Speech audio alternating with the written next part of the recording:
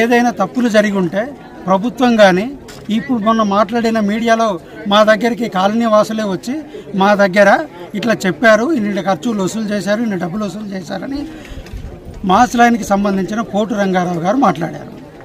పోటు రంగారావు గారు ఎప్పుడైనా ఇక్కడికి వచ్చి ఈ కాలనీనంతా సందర్శించి పరిశీలించి ఇక్కడ ప్రజల సాధక బాధకాలను ఇబ్బందులను ఎప్పుడైనా తెలుసుకున్నారా? మేము రెవెన్యూ వాళ్ళకి, కలెక్టర్కి, పోలీస్ వాళ్ళకి ఎవరెవరి దగ్గర ఎంత వసూలు చేశాము, ఎంత ఖర్చు పెట్టాము, ఎన్ని సంవత్సరాల నుంచి ఇక్కడ ప్రజలు ఉంటున్నారు, వాళ్ళ సాధక బాధకాల ఇబ్బందులు అన్నీ చెప్పి అందరికీ గత సంవత్సరం నుంచి పూసగుచ్చినట్టు వివరించి మా దగ్గర ఉన్నటువంటి డాక్యుమెంట్ని అంతా ఇచ్చాము. ఒకటి.